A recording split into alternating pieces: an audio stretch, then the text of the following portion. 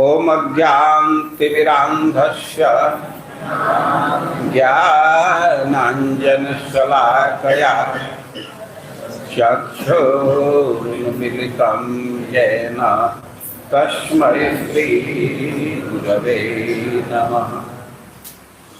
हे कृष्ण करुणा सिंधु दीनबन्धो जगत्पते गोपेश गोपिका कांत राधाकांत नमस्ते। जयतां सुरतोर्पंग मम मंतर्गति मत सर्वस्वपदाम्भोज राधा मदन मोहन।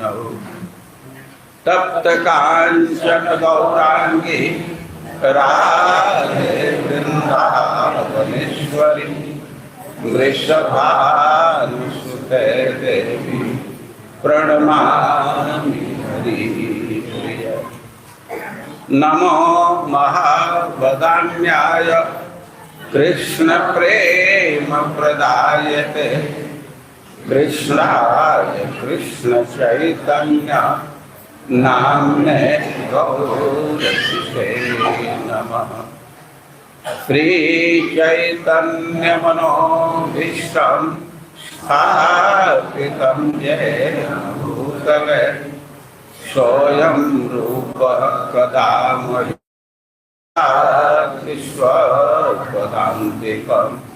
वाञ्छाकल्पतरुभ्यश्च कृपा सिन्धुभ्य एव च पतितानां पावनेभ्यो वैष्णवेभ्यो नमो नमः। जय श्री कृष्ण चैतन्य प्रभो नित्यानंद श्री अद्वैत गदाधर श्रीवासादि गौर भक्तवृंद। हरे कृष्णा कृष्णा कृष्णा हरे हरे हरे राम राम राम हरे हरे।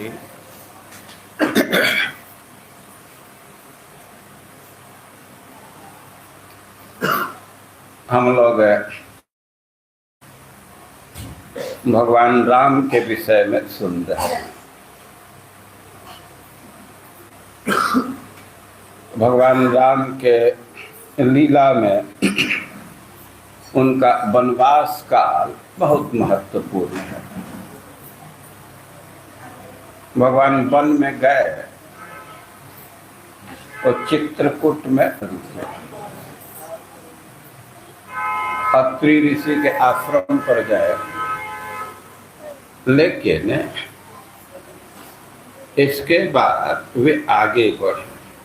कृतातीर्थोत्तरामस्तु सूर्यस्य उदयनं प्रति आमंत्र स मुनिन् सर्वान् वनमेवान् गाहत। रात्रि में रुके ऋषियों के आश्रम पर। ऋषियों का आश्रम था, उसमें एक जगह रुके और जब सुबह हुआ तो समस्त मुनियों से आमंत्र स मुनिन् सर्वान्, बहुत सारे मुनि इकट्ठा हुए थे और उनसे मंत्रणा करके विदा ले करके और वन में वह अनुगाहत, वे आगे वन में ही बढ़े। वन बहुत विशाल था, तो आगे जब बढ़ रहे हैं तो नाना मृग गणा किरणम रिक्त शार्दूल सेवित, बहुत घना जंगल मिला। अनेक प्रकार के पशु थे और उसमें वृक्ष थे और थे ध्वस्त वृक्ष लता गुल्म दुर्दर्श सलिलाशय, और बहुत घना जंगल था। लेकिन भगवान देख रहे हैं कि ध्वस्त वृक्ष लता गुल्म, वो कई एक वृक्ष टूटे हुए हैं, लताएं तहस नहस हैं और दुर्दर्श सलीलास हैं। जंगल में कहीं सरोवर नहीं दिख रहा था। निष्कुजन निष्कुजमान शकुनि झिल्लिका गण नादितम, पक्षी खूब चहक रहे थे, झिंगुर भी बोल रहे थे। लक्ष्मणानुचरो राम वन मध्यम ददर्श, पीछे पीछे लक्ष्मण जी चल रहे हैं और भगवान घने जंगल में प्रवेश कर गए। सीतया सह काकुस्थ तस्मिन् ददर्श गिरिशृंगाभम पुरुषादम महास्वनम। सीता जी भी साथ में हैं। घोर मृगायुत घोर जंगल में चले गए। पशु बहुत थे, लेकिन ददर्श गिरिशृंगाभम पुरुषादम महास्वनम, उस जंगल में एक पुरुषाद को देखे, एक राक्षस को देखे जो पुरुष को निगल जाता है। जब पुरुष को सीधे खा जाए उसको पुरुषाद करते हैं। तो उसके विषय में कह रहे हैं कि गिरिशृंगाभम, उसका शरीर बहुत बड़ा था। वो राक्षस देखने में लग रहा था कि किसी पर्वत का शिखर है, बहुत बड़ा शरीर था। और महास्वनम, उसकी आवाज बहुत तेज थी, बहुत थी, गंभीर राक्षस। उसके आंख गहरे थे, भीतर थे, महावक्त्रम, मुंह बहुत बड़ा था, विकटम, देखने में बहुत भयानक लग रहा था। और विकटोदरम, उसका पेट भी बहुत था, विकराल था। विभत्सम विषमम दीर्घम विकृतम घोर दर्शनम, वो बड़ा घृणित दिख रहा था। और विषम, उसके शरीर का डोल डाल ठीक नहीं था। देखिए, शरीर के अंगों का अनुपात ठीक रहता है तो व्यक्ति सुंदर लगता है। वामन देव के विषय में आया है कि उनका जो अंग था तो लंबाई के अनुरूप था, इसलिए बहुत सुंदर लग रहे थे। और अंग बहुत छोटा हो जाता है, कोई बहुत बड़ा हो जाता है तो वह अच्छा नहीं लगता। तो इस जिस राक्षस का वर्णन कर रहे हैं वह विषमम, उसके अंग ठीक अनुपात में नहीं थे। दीर्घम विकृतम घोर दर्शन, साइज तो बड़ा बहुत विशाल था, लेकिन घोर दर्शन बहुत भयावना था, देखने में भी भय उत्पन्न हो जाता। वसानम चर्म वैयाग्रम, वह बाघ का चमड़ा पहना था। और वशार्दम रुद्रोक्षितम त्रासनम सर्वभूतानां ज्ञात तस्या विवांतकम, वो बाघ का अंबर पहना था, चमड़ा पहना था, चमड़ा भी सूखा नहीं था, उसमें कहीं कहीं मांस लगा और उससे खून भी टपक रहा है। भाई, बाघ का चमड़ा तो बहुत पवित्र माना जाता है, लेकिन सूख जाता है तब ना, उसी से खून टपके वही मांस का चिथड़ा दिखे तो वो तो बहुत विभत्स होगा। त्रासनम सर्वभूतानां व्याधि तस्या निवांतकम, और ऐसे मुंह खोला हुआ था, मुंह बाया हुआ था, तो उसको देख करके ही सब डर जाते थे। उपमा दे रहे हैं कि अंतकम इव, ऐसे लग रहा था कि वह काल हो, वह बहुत भयावना था और यमराज के समान वह दिख रहा था। और एक चीज और उसके विषय में कह रहे हैं कि एक वह तृण सिंहन चतुरो व्याघ्रान दो वृको पृषतांदश सविषाणम वसादिघ गजस्य शिरोमह। वो सूल में वो खोस लिया था, पिरोया था। 3 सिंह थे, 4 बाघ थे और 2 भेड़िया थे, 10 चितकाबरे हरिण थे और दांतों सहित एक बहुत बड़ा हाथी का मस्तक था। और उसके त्रिशूल में फिर से सुन लीजिए कि 3 सिंह। बाप रे बाप, को कैसा भयंकर है। 3 सिंह को एक ही त्रिशूल में उसको खोस लिया था और 4 बाघ, भेड़िया और 10 हरिण और एक हाथी का मस्तक था और उसमें दांत भी था। हाथी का दांत साथ में था और अवसज्य माने वासा दिग्धम गजस्य। तो जो दांत था या उसका जो मस्तक था तो वासा दिग्धम, उसमें वो मांस के टुकड़े भी थे, चर्बी लिपटी हुई थी और वो ऐसे जोर जोर से दहाड़ रहा था। उसका शरीर भी विभत्स और जो त्रिशूल लिया था वो कितना विशाल होगा, ये त्रिशूल से उसके साई का कुछ अनुमान कर सकते। 3 सिंह को,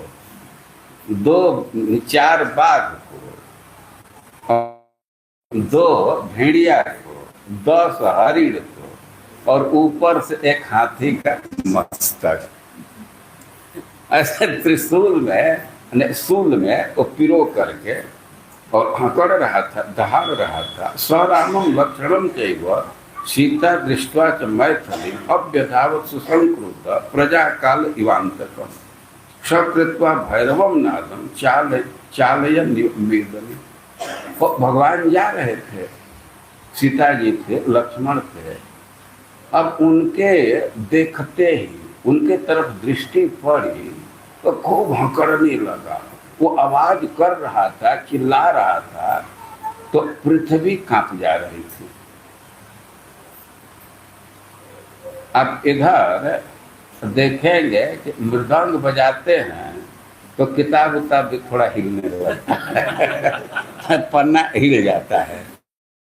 लेकिन वो हंकड़ रहा था तो पृथ्वी ही डोल रही थी। और भगवान को देखा, लक्ष्मण को देखा, सीता जी को, सीधे उनके तरफ दौड़ गया। अव्यधावत् सुसंकृत, जैसे काल घहरा जाता है वैसे भगवान की तरफ दौड़ा और अंके न आदाय वै देही अपाक्रम्य तदा ब्रवीत युवाम, और सीता जी को जबरदस्ती अपने गोद में उठा लिया और सीता जी को झपट करके उठा करके कुछ दूर चला गया और वहां से कहने लगा जीवम जटा क्षीर धरो सभार्य क्षीण जीवतु प्रविष्ट को दंडकारण्यम सर चापा सिपाही नो। अरे तुम लोग धनुष बाढ़ लिए हो हाथ में, लेकिन तुम सब कहाँ पहुंचे इसका तुमको ख्याल है? तुम लोग तो वस्त्र पहने हो, पुराना वस्त्र पहने हो, जटा धारण किए हो और स्त्री को साथ में लेकर के चले हो। क्षीण जीवन, तुम्हारा जीवन अब समाप्त हो गया।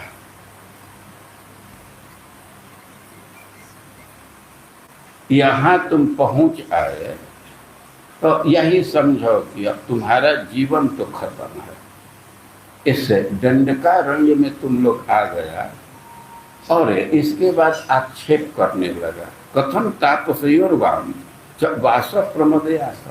अरे तुम लोग तपस्वी दिख रहे हो और स्त्री के साथ कैसे रह रहे हो? ज्योति स्त्री के साथ रह रहे हो। अधर्मचारिणों पापो को जुआ मुनि दूषित हो। तुम तो भारी अधार्मिक लग रहे, पापी लग रहे हो, तुम लोग तो ऋषि मुनि का नाम खराब करोगे, तुम हो कौन? ऐसे दूर से बड़े जोर से बोल रहा था, आक्षेप कर रहा था कि वेश रखे हो ऋषि मुनि का और स्त्री के साथ घूम रहे हो, तब तो ऋषि मुनि का भी इज्जत खराब होगा। उनके विषय में भी लोग कुछ गलत धारणा बनाएंगे। तो ऐसे उनके विषय में पूछ रहा है, कहो जुआ तुम दोनों हो कौन? और फिर अपना परिचय देने लगा कि अहम वनमिदं दुर्गम विराधो नाम राक्षस चरामि सायुधो नित्यम ऋषि मांसानि भक्षया। और कहा कि हम तो इस घने जंगल में घूमते रहते हैं, मेरा नाम विराध है, चरामि सायुध, हम आयुध के साथ घूमते रहते हैं, और नित्यम ऋषि मांसानि भक्ष्य, हमारा रोज का काम है कि ऋषियों का मांस खाता, उनका भक्षण कर जाता, ये हमारा रोज का काम है। यम नारी बरारोहा मम वार्या भविष्यति, कि ये जो सुंदर स्त्री है वो हमारी पत्नी बनेगी। जो यो पापयोश्याम पाश्यामि रुधिरम मृत्यु, और तुम जो दोनों पापी हो, स्त्री को लेकर के घूम रहे हो, तो तुम्हारा तो रक्त पृथ्वी पिएगी, तुम्हारे रक्त को, तुम्हारे खून को मैं पृथ्वी को पिलाऊंगा। ये तो भारिया बनेगी, इसको नहीं मारूंगा, लेकिन तुम लोगों के खून तो पृथ्वी पिएगी। तस्यैव ब्रूवृतो दुष्टम विराधस्य दुरात्मनो श्रुत्वा सगर्वितम वाक्यम साम्भ्रात्या जनकात्मजा। अब जब ऐसी बात सुनी सीता जी को तो अपने गोद में ही रखा है और वहीं से बोल रहा है कि तुम लोगों का खून पृथ्वी पिएगी, ये हमारी पत्नी बनेगी। और तो सीता जी इस बात को सुन करके और बहुत भयभीत हो गई, उनको इतना चिंता हो गई कि थर थर कांपने लगी। उदाहरण दिया जा रहा है कि जैसे आंधी तूफान आ जाए और केला हिलने लगता है, केला का वृक्ष, वैसे वे कांपने लगे। तो सीधा कह रहा है कि तुम लोगों को मार दूंगा। और तो सीता जी बहुत भयभीत हो गई। ताम दृष्ट्वा राघव सीता विराधा अंक गताम सुधा अब्रवीत लक्षणम वाक्यम मुखेन परिसुष्यता। अब ते अद्भुत दृश्य हो गया। तो भगवान प्रकट देख रहे हैं कि हमारी पत्नी को कोई दूसरा अपहरित कर लिया। अब इस दृश्य को देख करके भगवान का मुख सूख गया और लक्ष्मण जी से कहने लगे, पश्य सौम्य नरेंद्रस्य जनकस्यात्म संभवान मम भार्या शुभाचार विराधे के प्रवेशिता। लक्ष्मण यह देखो, सीता तो सर्वथा निर्दोष है, पवित्र चरित्र की है, हमारी पत्नी है, और उसको यह राक्षस अपने गोद में ले लिया। ये तो बड़ी विषम स्थिति हो गई। अत्यंत सुख समृद्धा राजपुत्री यशस्वी। सीता तो हमेशा सुख समृद्धि में रही है। यद्यपि प्रेत अस्मासु प्रियम परवृतम च। वे कहने लगे कि लक्ष्मण देखो, कैकेयी का यही अभीष्ट था, आखिर हम लोगों को वन में क्यों भेजी? भरत को राजा बनाई ठीक है, लेकिन हम लोगों को वन में भेजने का तो उसका यही आशय था कि लोग कष्ट में पड़े। कैकेय्यास्तु सुसंवृत्तम क्षिप्र मध्यैव लक्ष्मण या न तुष्टति राज्येन कृतार्थे दीर्घ दर्शन। तो उसका तो यही प्रिय था, ऐसा ही वो चाहती थी, तो उसका तो मनोरथ पूर्ण हो गया। और भगवान कहने लगे कि परस्पर सा तो वैदेर्या न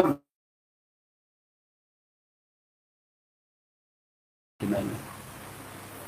पिता का निधन हो गया, पिता का मरण हुआ, और वह एक दुख है, लेकिन ऐसा दुख नहीं है। राज्य छीन लिया गया, और यह भी दुखद स्थिति है, लेकिन ऐसा दुखद नहीं है जैसे यह दृश्य दुख दे रहा है। हमारी पत्नी का कोई दूसरा स्पर्श कर रहा है, इससे बढ़ करके कोई दूसरा दुख नहीं होगी।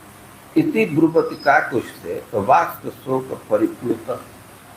भगवान ऐसा बोल रहे थे, लक्ष्मण देख रहे हैं कि भगवान के मुख से, उनके आंख से शोक के अश्रु निकल रहे। भगवान बड़े दुखी थे। अब उनको ऐसे देख करके लक्ष्मण जी बड़ा क्रोध में हो गए, कहने लगे कि अनाथ एवं भूतानां नाथस्त्वं वासुको मम मया कृष्णेन काकुत्स्थः किमर्थं परितप्यते। तो कहे कि आपका पराक्रम तो इंद्र जैसा है, मैं यहाँ सेवक उपस्थित हूँ, और हमारे रहते आप इतना ताप के अनुभव कर रहे हैं। किस कारण से आप इतना कष्ट महसूस कर रहे हैं? अरे अभी मैं अपने बाण से इसको मारूंगा, और इसका विराधस्य गतासु मही पाश्यति शोणितम्, तो हमारे बाण से इसका प्राण खत्म हो जाएगा, ये पृथ्वी पर गिरेगा, खून पृथ्वी पान करेगी। महिम पाश्यति शोणितम्, इसके खून को तो पृथ्वी पान करेगी। आप चिंता के। वे कहने लगे कि हमारे हाथ से जो बाण छूटेगा तो वह तो सांप के समान जाएगा और उसके जीवन को समाप्त कर देगा, और यह चक्कर मार करके पृथ्वी पर गिरेगा। ऐसे लक्ष्मण जी बहुत क्रोधित थे उस पर और बोल रहे थे, भगवान को सांत्वना दे रहे थे। अथोवाच पुनर्वाक्य विराध पूरयन वनम पृच्छतो मम हे वृतम को जीवान क्व गमिष्यत। और उधर से विराध फिर बहुत जोर की आवाज में बोलने लगा। पूरयन वनम, वो इतना जोर से बोल रहा था कि पूरा जंगल में उसकी आवाज। और कहाँ जाओगे? तो तब वे कहे इक्ष्वाकु कुलमात्मनः, हम लोग इक्ष्वाकु कुल से उत्पन्न हैं और क्षत्रिय वृत्त संपन्न, हम लोग क्षत्रिय हैं, सदाचारी क्षत्रिय हैं। विद्धि न वन गोचर, हम लोग तो वन में आए तो वेद मिच्छा व कष्टम चरसि दंड का। हमारी इच्छा है कि तुम अपना परिचय दो, तुम कौन हो और इस जंगल में कैसे तुम घूम रहे हो। और भगवान ने से पूछा, फिर से बड़ा चिल्लाते हुए कि अपना परिचय बतलाओ, तुम लोग हो कौन और कहाँ जाओगे। भगवान अपना परिचय बतला रहे कि हम क्षत्रिय कुल में उत्पन्न, इक्ष्वाकु के वंश में उत्पन्न हुए, हम लोग क्षत्रिय हैं, वृत्त संपन्न। और वे कह रहे हैं कि हम दोनों भाई सदाचारी क्षत्रिय हैं। तो वो पहले ही आक्षेप किया था, कथम तापसयोर वास प्रमदयाश्रय। अरे तुम लोग तपस्वी हो और स्त्री के साथ रह रहे हो, अधर्मचारी हो, लज्जा नहीं आ रही है, अधर्म में निरत हो, तुम लोग पापी हो और ऋषि मुनि के जस को कलंकित करने वाले। लेकिन भगवान कह रहे हैं ना, हम लोग क्षत्रिय हैं और वृत्त संपन्न सदाचारी क्षत्रिय हैं। भगवान जिस वंश में उत्पन्न हुए हैं, रघुवंश में, तो उसका स्टैंडर्ड बहुत ऊंचा है। वे बहुत सदाचारी वंश में उत्पन्न हुए। भगवान ऐसे वंश में उत्पन्न हुए हैं कि उनके लिए मन ही प्रमाण है। आप भगवान के चरित्र में पढ़ते हैं कि वे विश्वामित्र जी के साथ जनकपुर में गए और वहाँ सीता का स्वयंवर था। तो बहुत सारे राजा लोग जुटे थे और विश्वामित्र जी राम लक्ष्मण को लेकर के गए वहाँ। तो जनक जी बड़ा प्रसन्न हुए।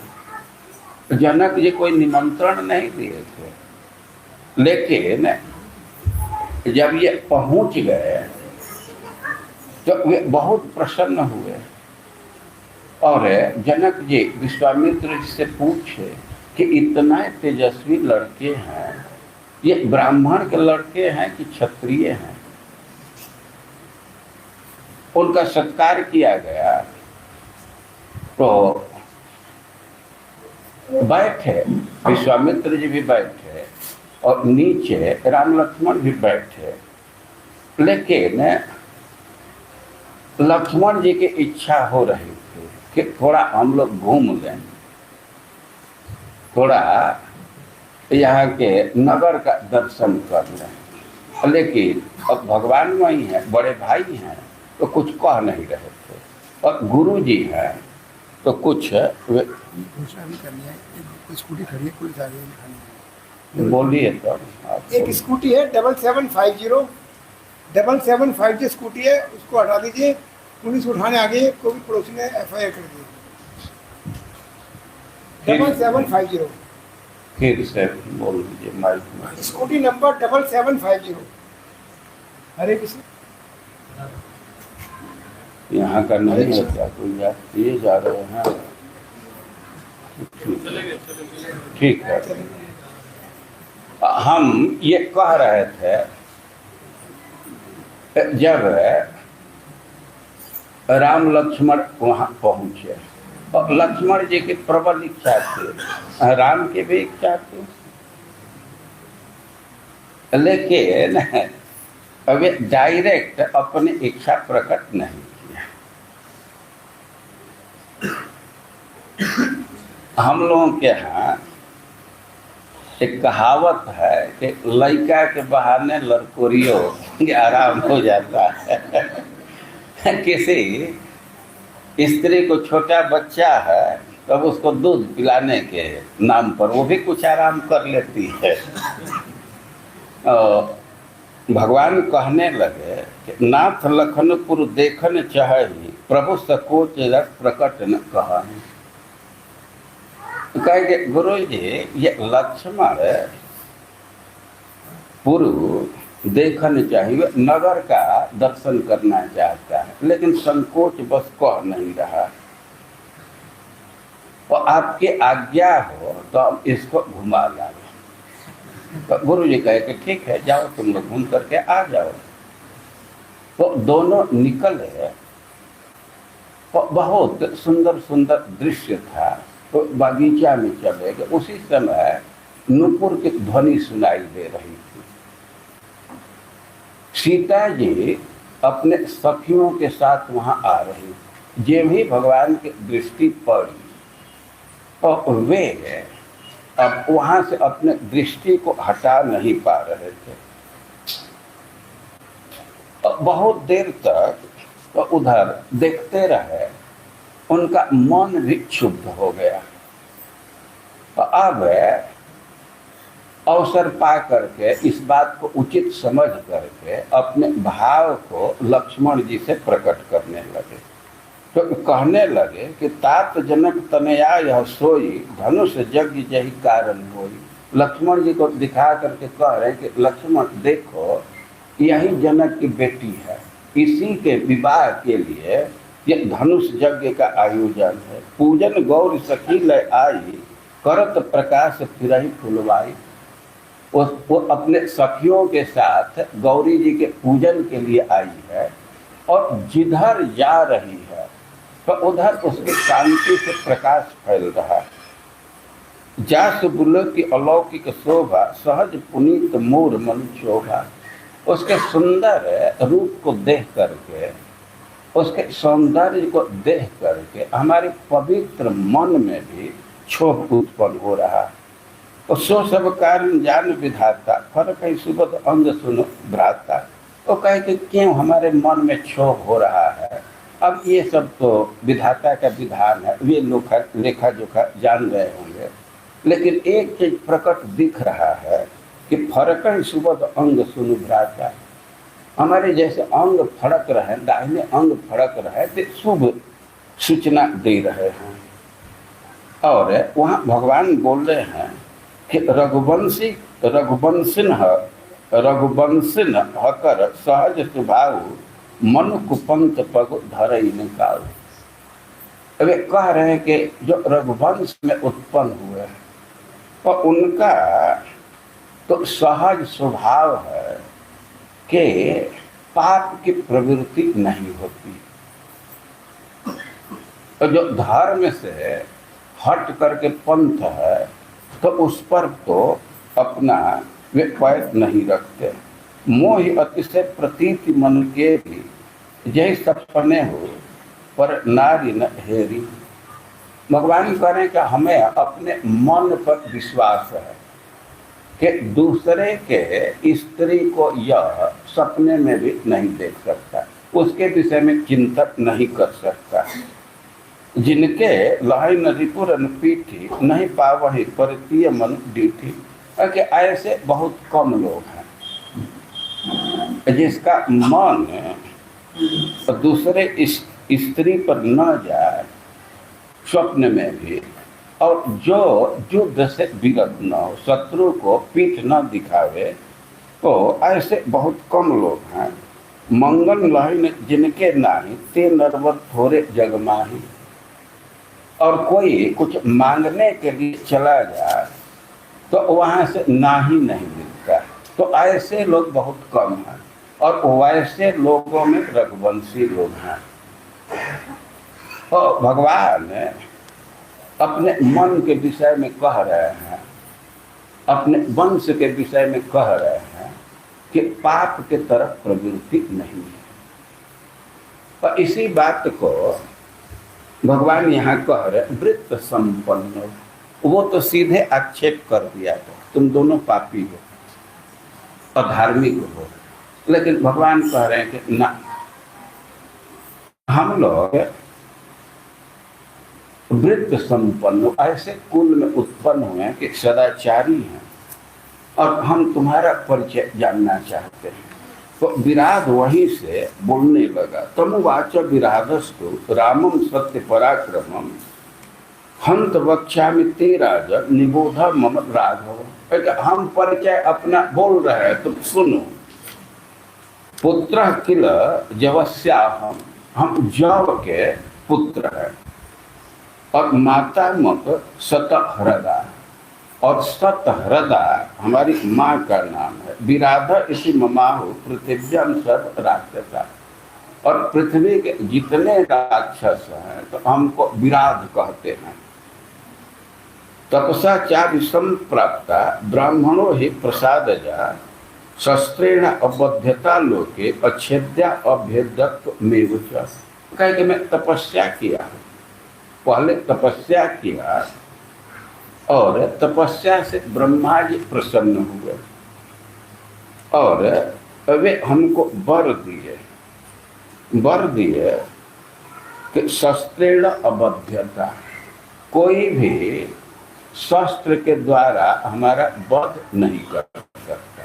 ये ब्रह्मा जी हमको वर दिए हैं। और कोई शस्त्र से हमारा छेदन भी नहीं कर सकता, वो काट नहीं सकता हमारे शरीर को। तो ब्रह्मा जी से हमको वर प्राप्त कर, तपस्या के बल से ब्रह्मा जी को प्रसन्न किया था।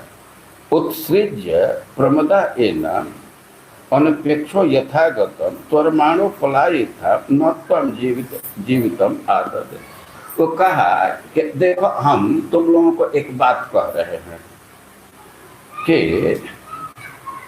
प्रमदा एनम, इस स्त्री को तुम लोग छोड़ दो।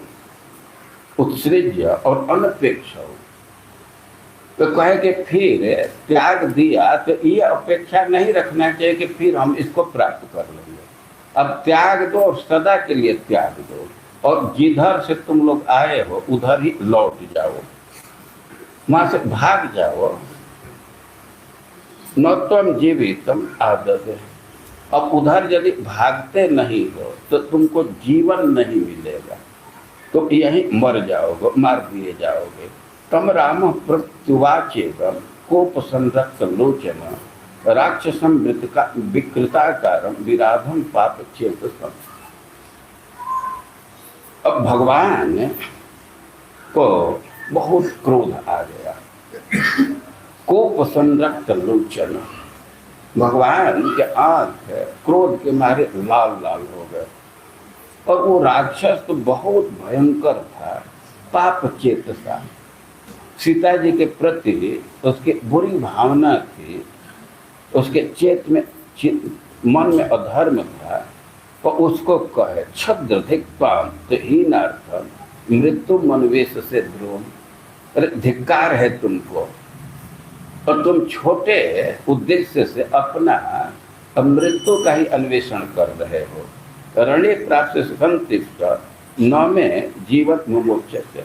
तुम रुक जाओ, यही खड़ा रहो, और रण में तुम अपने को जीवित नहीं पाओगे, तुमको मरना ही है। ततः सज्जम धनु कृत्वा राम सुनिश्चितान शरा सुशीघ्रम अभिसंधाय राक्षसम निजधान। और भगवान इतना कह करके अपने धनुष पर प्रत्यंचा चढ़ा दे और खूब नुकीला बाण सुनिश्चितान अबे बड़ी तेजी से उसके तरफ मारने लगे। धनुषा ज्या गुणवत्ता सप्तक बाणा मुमूर्च, 7 बाण मारे भगवान। उस बाण के विषय में कह रहे हैं कि बहुत वेग था, और वह सुपर्ण अनिल तुल्य, उसमें सोने के पंख लगे हुए थे, और वह तो आग के समान था, इस गरुण जी के समान था। ते शरीरम विराधस्य भित्वा बर्हिण वासस निपेतु शोणिता दिग्धा धरण्यम पावकोपमा। और भगवान तो बहुत तेज बाण मारे, बाण उसके शरीर में गया, लेकिन शरीर को पार करके और वह पृथ्वी पर गिर गया। कह रहे हैं कि शोणिता दिग्धा, बाण में खून लगे, शरीर में वो गया, लेकिन शरीर को पार करके और वो भूमि पर गिर गया। सब विद्धो न्यस्य वैदेही शूल मुद्यम्य राक्षस अभ्यद्रवत सुसंक्रुद्ध तदा रामम सलक्ष्मण। जब उसके शरीर में 7 बाण मारे तो घायल हो गया, बाण लग गए, तब सीता जी को छोड़ दिया। सीता जी को छोड़ा और शूल मुद्यम्य,